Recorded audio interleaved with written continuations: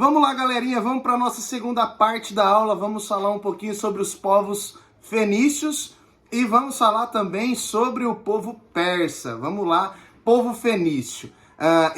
Eles ocupam hoje aquilo que nós entendemos como atual Líbano, ok? É uma faixa de terra bem estreita que fica próximo ao mar Mediterrâneo, entre o mar Mediterrâneo ali e aquilo que nós conhecemos como Mesopotâmia, a região ali do Oriente Médio, beleza?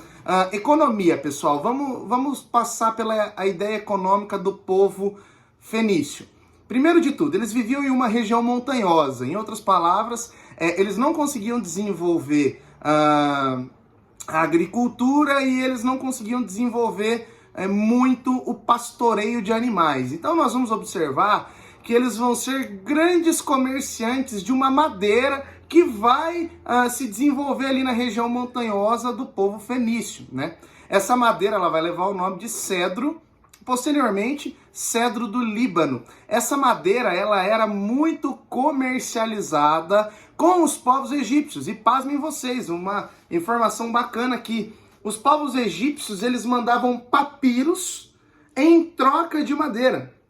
Os povos egípcios, então, eles compravam embarcações prontas, basicamente, compravam madeira, a madeira in natura e embarcações prontas, para que eles pudessem ali navegar a região onde eles habitavam. E nós vamos ver também, pessoal, que ao mandar o papiro, qual que é o interesse do povo fenício no papiro?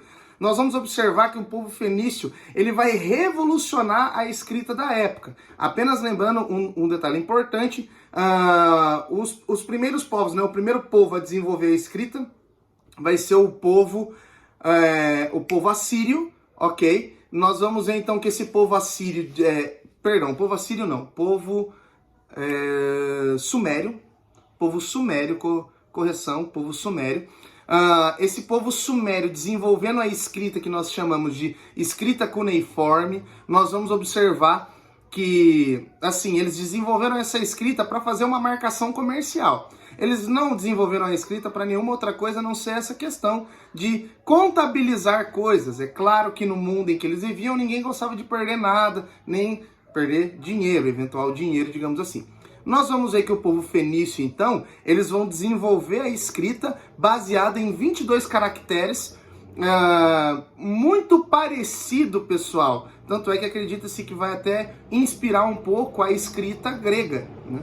E posteriormente a escrita grega vai dar uma inspiração àquilo que nós chamamos de latim, e o latim é o que nós podemos chamar de mãe das línguas ocidentais. Ok? Português, inglês, espanhol e línguas ocidentais em afins, certo? Nós vamos observar também, pessoal, que esse povo fenício, eles desenvolveram colônias ao longo do mar Mediterrâneo, né? Povo de Cartago, ok? Eles vão ser também grandes comerciantes e esses povos vão durar muito tempo também no cenário histórico, perfeito? Esse povo fenício, uma última informação, esse povo fenício eles desenvolveram um estilo de política que é o que nós chamamos de talassocrático ou talassocracia. O que seria a talassocracia? É o poder que vinha dos comerciantes que que desenvolviam comércios marítimos. Ou seja, se você era um comerciante marítimo, alguém muito rico, alguém muito poderoso da Fenícia, e era um comerciante, você tinha a possibilidade de chegar ao poder fenício, ok? Então, nós vamos observar que o sistema político fenício ele se desenvolvia dessa maneira aí, beleza? Acredito que dos fenícios essas são as principais informações. Vamos falar um pouquinho agora do povo persa, ok? Nós vamos ter, pessoal, antes de se tornar a Pérsia, nós vamos ver que a Pérsia ela era dividida em dois reinos, a Média e a Pérsia, ok? Nós não vamos adentrar dentro de algo muito histórico, de como que aconteceu a junção, perfeito? Mas o que vai acabar acontecendo é que a Média e a Pérsia elas se juntam e nós vamos ver que os principais reis da Pérsia, no caso, é o rei Ciro, um outro rei chamado Cambises e um rei chamado Dario, certo? Esses são os três reis mais imperadores, reis, são os três governantes mais importantes aí desse povo persa, beleza? Nós vamos ver que eles vão desenvolver grandes habilidades bélicas. Tanto é, pessoal, assim, só a título de curiosidade, a Guerra dos 300 de Esparta, onde 300 espartanos enfrentaram mais de 40 mil soldados, vai ser soldados persas, ok? Inclusive vai ser no governo de um rei chamado Artaxerxes, se eu não estou enganado, Xerxes ou Artaxerxes, é um desses dois nomes. Eles vão então desenvolver grandes habilidades bélicas, né? Um grande contingente militar, ok? Eles vão ter um grande contingente militar, até porque eles ocupam uma grande faixa de terras que fica a nordeste da Península Arábica, né? Ou seja, se você pega ali a Península Arábica, você vai ter ali no nordeste, para quem não sabe, se pega o mapa mundi, ok? Para simplificar bem, você pega o mapa mundi, olha onde está o Iraque, o Irã, ali aquela região, inclusive a Pérsia, hoje em dia é o que nós conhecemos como Irã, né? Você pega o Iraque ali naquela região do Oriente Médio, se você olhar à direita, você vai ver o Irã, aqui no mapa mundi você já vai identificar a localidade da onde nós estamos falando. Perfeito? Eles formaram um grande império e esse império ele era centralizado, ok? Esse império ele era centralizado, só que nós vamos ver que esse império ele era centralizado na figura do rei e o rei ele criou um sistema de dividir para governar. Então a governabilidade desse império era feito por províncias, que é o que nós chamamos de satrápias, ok? Essas satrápias, pessoal, eram governadas por sátrapas, que eram pessoas levantadas pelo rei, ok? Pelo rei, imperador, enfim.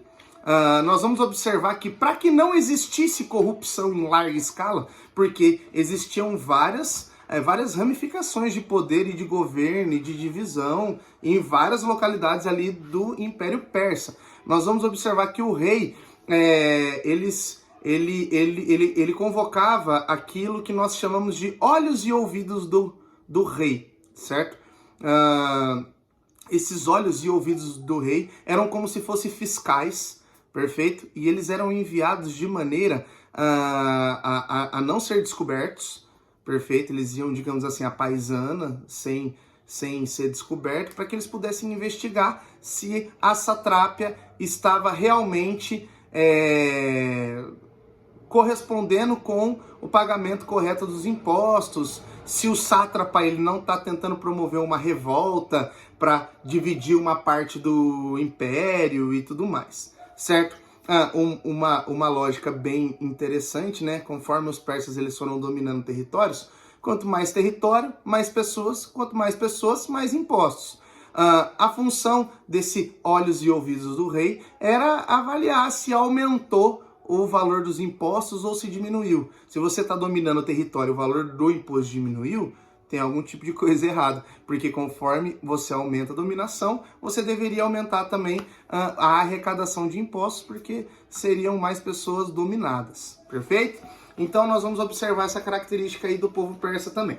A língua do povo persa é o que nós chamamos de aramaico, né? Nós vamos ter uma língua próxima, digamos assim, chamada de hebraico, né? Que vai ser desenvolvida aí pelo povo hebreu. E nós vamos ver que os persas eles vão desenvolver o aramaico, certo? Nós vamos ver que no governo do rei Dario, ele vai desenvolver uma única moeda chamada de dárico. E nós vamos ver que no mesmo período vai ser também desenvolvido um único sistema de pesos e medidas. Professor, qual que é a função desse único sistema de pesos e medidas? É simples, justamente para que você não perca dinheiro em mercadorias, certo? Era muito comum as pessoas praticar aquilo que nós chamamos de escambo, ou seja, a troca de produtos. Seria muito ruim você trocar um produto pelo outro, entendendo que um produto, possivelmente ele era mais valioso que outro, certo? Então nós vamos observar que o rei desenvolve esse sistema de pesos e medidas justamente para que não existisse essa perda de dinheiro, essa perda de produto mais valoroso do que outro, ok? Caindo um pouquinho aí para uma questão mais cultural, nós vamos ver que o governo ele era bem flexível, tá? A título de curiosidade, nós vamos observar só um fato histórico assim razoável. O governo persa ele era flexível nas suas culturas a tal ponto, por exemplo, não sei se vocês já ouviram falar da história de Daniel, que é uma história bíblica, onde Daniel ele era um nobre hebreu e ele fica, digamos que preso, né, na Pérsia. E nós vamos observar que o fato dele ser nobre, ele tinha um tratamento diferenciado, ele tinha um tratamento bom dentro da Pérsia. Que daí tem toda aquela história de Daniel, onde ele não come a comida do povo, falando que Deus iria sustentá-lo, e ele pede para comer só folhas e frutos, e aí ao final de tantos dias ele estava mais forte do que os soldados persas, né? É só uma história bíblica, só para a gente poder ilustrar que o povo persa ele era um povo flexível em relação às culturas, ok? E nós vamos ter também a questão religiosa do povo persa. O povo persa ele acreditava muito no dualismo religioso. O que é o dualismo religioso? A crença de que existe um bem e existe um mal. Existe um Deus do bem e existe um Deus do mal. Nós vamos ver que a leitura, o livro sagrado para eles é o que a gente chama de avesa ou avessa. E esses deuses do bem e do mal, o Deus do bem é o que nós chamamos de Ahura Mazda, e nós vamos ter o Deus do mal, digamos assim, que é o que nós chamamos de Harimã ou Haruman, alguma coisa com essa sonoridade aí. Galera, eu espero poder ter ajudado vocês um pouquinho com algumas informações. Se você gostou desse vídeo, curte o vídeo aqui embaixo, se inscreve no canal, ativa o sininho para você poder receber notificações que nós vamos estar compartilhando mais conteúdos aqui no YouTube. Se você ainda não me segue no Instagram, me segue lá, @prof. Rafa Bufalieri. Beleza, galera? Um abraço para vocês e até mais!